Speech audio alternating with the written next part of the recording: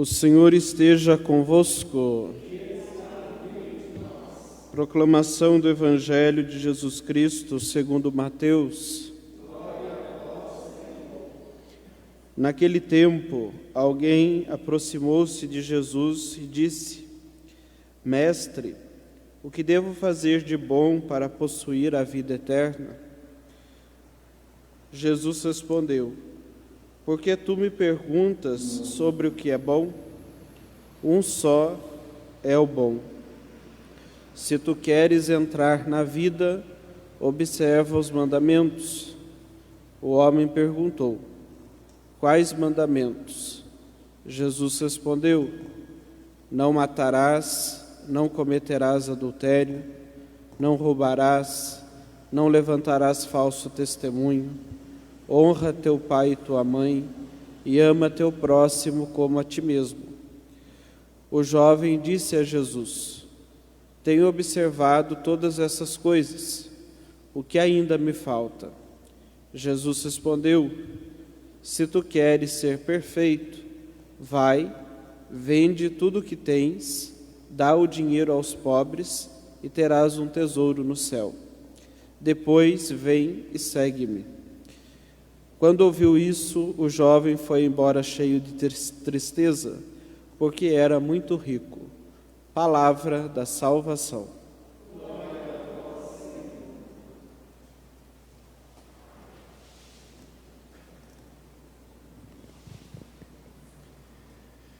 O episódio do jovem rico, irmãos e irmãs, ele marca a passagem do Antigo para o Novo Testamento.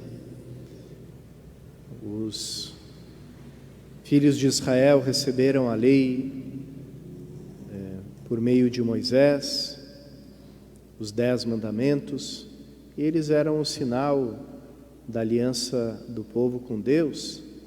Se o povo seguisse aqueles mandamentos, então estava sendo fiel à aliança com Deus.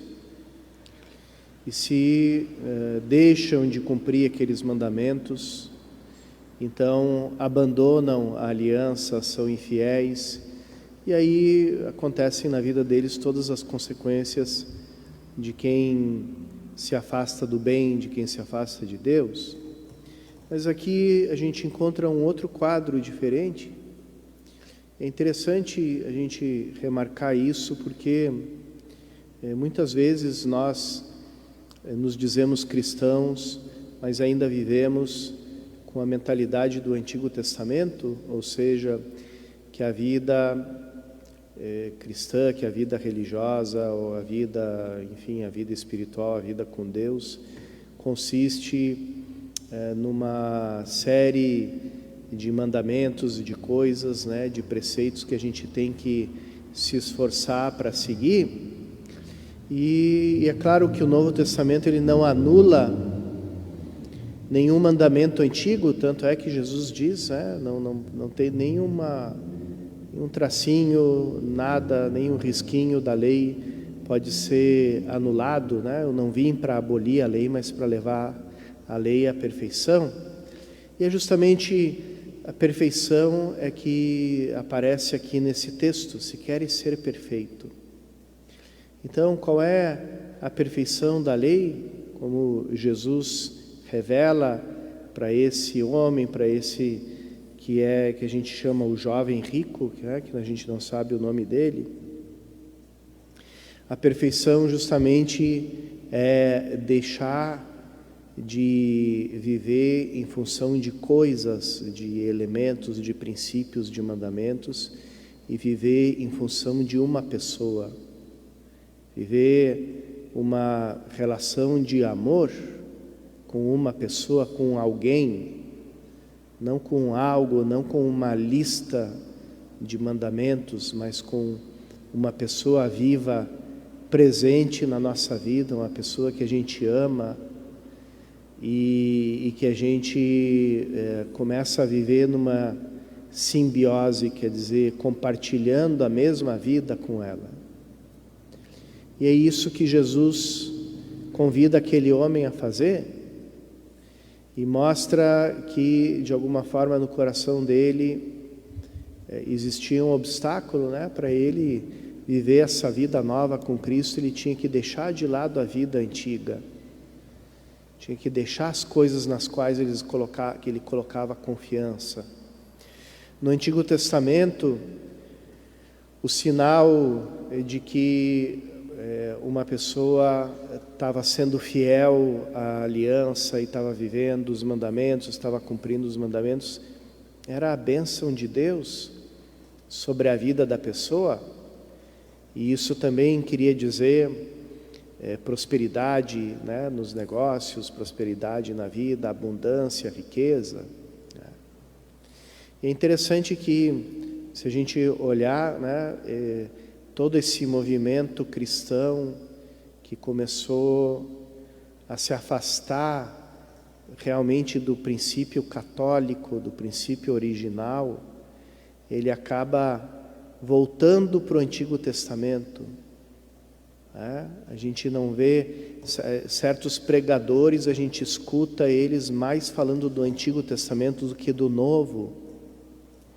E claro, sem renegar o Novo, mas voltando, né, é aquele perigo que São Paulo adverte nas suas cartas, o perigo de judaizar, quer dizer, o perigo de voltar para uma religião consistindo em obras da lei e esperando aqueles sinais próprios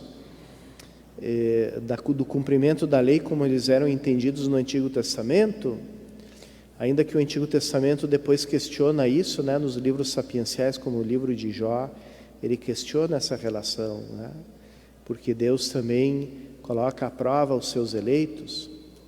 Mas aqui esse jovem, esse homem rico, ele tinha o grande sinal de que ele era fiel a Deus, de que ele era observante, que era a sua riqueza, a sua prosperidade. E Jesus, para colocar o vinho novo em odres novos, ele convida esse jovem a abandonar o odre novo, dos sinais de status, dos sinais, e deixar tudo e começar uma vida nova com Jesus Cristo. Ou seja, dar um passo novo, fazer algo diferente. E é interessante que a primeira comunidade de Jerusalém, ela sentiu essa mesma necessidade. No momento em que aconteceu o Pentecostes, eles experimentaram a vida em Cristo, era como que começar uma coisa nova. Então, eles tomavam todos os bens, vendiam, colocavam aos pés dos apóstolos para serem distribuídos entre os pobres. Sentiram essa necessidade de começar uma coisa nova, uma coisa diferente, de alguma forma romper com toda aquela mentalidade antiga, e entrar de vez no Novo Testamento. E aqui o nosso jovem não consegue dar esse passo. Ele, para a nossa cabeça, né, a nossa maneira de pensar, muitas vezes a gente ficaria talvez embaraçado se alguém nos fizesse essa pergunta: o que esse jovem fez de mal? Então, a gente ia dizer, bom, ele não fez nada de mal, ele segue os mandamentos, ele não roubou de ninguém, a riqueza dele é dele, ele não fez nada de errado.